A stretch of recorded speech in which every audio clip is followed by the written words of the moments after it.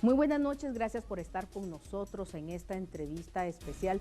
Entrevistas que de alguna manera nos va poniendo en el tapete cuáles son los problemas de esta sociedad y que tendrá que afrontar el próximo presidente de esta república.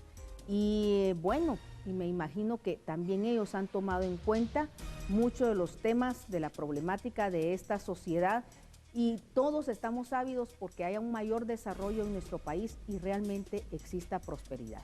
Hoy un tema muy importante que vamos a abordar y es el gasto público, en qué consiste sus implicaciones, el problema del presupuesto que actualmente estamos afrontando en el país y por supuesto temas como sindicatos, pactos colectivos y la calidad, prácticamente lo que debe de ser un gasto público. Y para esto tenemos con nosotros a la licenciada Irene Flores. Muy buenas noches, licenciada, gracias por estar con nosotros. Buenas noches a todos, gracias por la invitación. Este es un tema que sentimos se ha olvidado mucho por parte de todos los candidatos que han participado o tal vez nosotros no entendemos y no nos han dado preguntas o respuestas más bien claras a los cuestionamientos que se le han hecho a ellos. Sabemos que tenemos un presupuesto que no es real, que no alcanza ni siquiera a cubrir lo más importante que tenemos en Guatemala, que es la salud, la educación y por supuesto la seguridad, vivienda, entre otros. Sin embargo, la forma en que se llega a tener ese presupuesto tampoco nos ayuda, ¿verdad? Porque sabemos que ni siquiera 50,000 millones de quetzales, solo eso se logra con la tributación, no estamos alcanzando la tributación. Hay una gran evasión de ISR y hay una gran evasión también del IVA y no nos podemos escudar que no se pagan los impuestos porque se los puede robar también, ¿verdad? Que el tema de la corrupción es otro también de los grandes temas del gasto público. Licenciada, ¿cómo está el tema del gasto público hoy por hoy en nuestro país, esa problemática? Bueno, aquí primero es importante reconocer que el gasto público tiene dos dimensiones, digámoslo así. Por un lado, habría que analizar los ingresos del Estado, ¿verdad? Que es todo el tema de la recaudación y las fuentes de financiamiento, que es la deuda pública principalmente. Y por el otro lado, ya específicamente lo que las instituciones gastan, ¿verdad? Gasto público es todo lo que las instituciones gastan para poderle prestar los servicios al ciudadano. Y se tiene que analizar por separado, porque es interesante que se diga que el gasto público no alcanza, ¿verdad? Y que el presupuesto no alcanza, cuando realmente lo que no estamos haciendo es viendo hacia adentro de las instituciones cómo gastamos y cómo gastan las instituciones, qué tan eficientes son, tanto en sus operaciones como en sus compras, ¿verdad? Qué tan eficientes son para comprar, que haga que efectivamente se haga el mejor uso de ese dinero para poderlo convertir en bienes y servicios a la población. Entonces ahí básicamente lo que hacemos todos es hacemos un gran supuesto. Suponemos que el presupuesto que aprueba el Congreso cada año con año automáticamente se convierte en gasto que le llega a la población. Y como no nos está llegando, porque es visiblemente, todos nos damos cuenta, ¿verdad?, de que los bienes y servicios que el Estado debe proveer no los está proveyendo, pensamos que es un problema de que no alcanza, ¿verdad?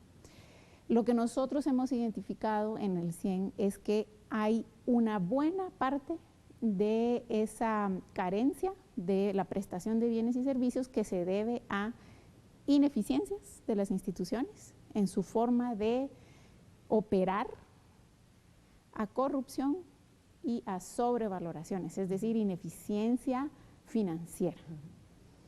Es bien interesante que en el proyecto de presupuesto que se está discutiendo ahorita en el Congreso, por primera vez aparece ya un análisis de la ejecución física de los programas estratégicos de gobierno.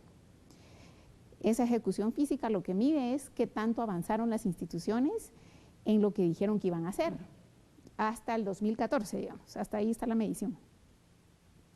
Y lo que es interesante es que aparece que el avance de la prestación de todos esos servicios es de un 60% en promedio de todos esos programas estratégicos. Pero la ejecución financiera, o sea, lo que se gastaron, es el 100%. Entonces tienes gasto en prestación de bienes y servicios al 60% y gasto financiero todo. Entonces uno se empieza a preguntar, ¿cómo así? ¿Verdad? Que se gastan todo el dinero y no logran hacer lo que ellas mismas planifican que van a hacer las instituciones. Si yo comparo el presupuesto de Guatemala con otros países, o sea, aparte del tema de la corrupción, pero si yo comparo el presupuesto de Guatemala con otros países, estamos hablando que más o menos 10,000 millones de dólares para Costa Rica, para 4 millones de costarricenses. O sea, ellos obtienen 10,000 millones de dólares, ese es su presupuesto. Y ellos sí tienen educación, tienen escuelas, tienen seguridad, tienen etcétera, etcétera. Guatemala tiene aproximadamente 7,000 millones, 7,800 y pico millones de dólares. Santo Dios, para 16 millones de guatemaltecos. O sea, en primer lugar yo diría que no solo es la corrupción, bueno, pero también es un presupuesto que no es real a la cantidad de personas que somos, mucho menos va a alcanzar para eso. Por eso me llama mucho la atención eso. O sea, sí estamos de acuerdo con que hay una corrupción grande, ¿verdad? Y que debe de ser fiscalizada y debe ser mejorada la administración pública, pero ¿usted cree realmente que el presupuesto que tiene Guatemala alcanza para 16 millones? Ese es el punto, que a como estamos ahora, lo importante es determinar si el nivel de nuestro presupuesto, a cuánto da realmente, qué tanta cobertura podría tener el Estado con ese presupuesto. Y entonces ahí rápidamente asumimos que para tantas cantidad de personas que somos, comparado con otros países, no alcanza. Lo que nosotros estamos proponiendo no es un debate de si alcanza o no, sino es qué tanto en las condiciones actuales de ejecución del presupuesto realmente pudiéramos estar mejor en los servicios que presta el Estado. Y ahí lo que nosotros identificamos es que todo el ciclo presupuestario, para poder gastar, las instituciones tienen que pasar por varios procesos y eso se llama el ciclo presupuestario, ¿verdad? De aprobación, de ejecución, de evaluación y monitoreo y de planificación. En cada una de esas etapas hay tantos problemas que haga de cuenta y caso que el presupuesto, así como está hoy en Guatemala, es un saco roto, en donde no importa cuánto dinero le metamos, así como está, se va a seguir saliendo por todos los hoyos que tiene. Entonces nosotros pudiéramos decir ahorita, bueno, sí, efectivamente, ya somos más de 15 millones de guatemaltecos y el presupuesto parece que no alcanza para todas las necesidades y el tamaño de la población que tenemos, hay que subirlo.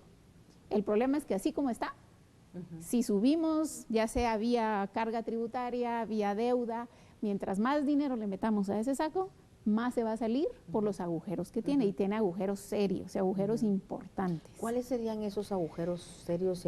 El primero, obviamente, y es el de que todo el mundo conoce, es la corrupción, ¿verdad? Hay mucha corrupción y a veces pensamos que la corrupción es que los funcionarios públicos se llevan el dinero, ¿verdad?, de las instituciones, sí. Pero hay corrupción de muchas formas, sobrevaloraciones, adjudicaciones de contratos para beneficiar específicamente a algunos proveedores, mal uso de los insumos adentro de las instituciones, se los roban, el famoso robo hormiga que tanto se da. Quisiera que platicáramos un poco sobre los pactos colectivos, que claro, si no estoy mal son más o menos 5,000 millones de quetzales aproximadamente del presupuesto. Esto es muchísimo dinero de los guatemaltecos. Así es. Parte de esas rigideces lo incluye la nómina del personal, o sea, las remuneraciones, y dentro de las remuneraciones los pactos colectivos. Y aquí lo que nosotros estamos proponiendo en el CIEN es hacer una evaluación para ir eliminando todas esas asignaciones obligatorias de los ingresos. Gradualmente, ¿verdad? Porque sabemos que no se puede modificar todo ese marco legal de un día a otro, difícilmente lo va a modificar el próximo gobierno, sea quien sea que quede. Y también hay que recordar que en términos de las obligaciones que adquieren las instituciones con los pactos colectivos, esas se quedan fijas. Ya no se pueden, digamos, echar para atrás, ¿verdad? De decir, les pagamos este bono, se vence el pacto y ya no se los pagamos, no, porque por ley se tiene que quedar. Entonces, cualquier cosa que se negocia nueva es sobre lo que ya está pagado y aprobado. Entonces, sí, nosotros proponemos que hay que hacer un análisis y gradualmente ir identificando y eliminando todas esas asignaciones.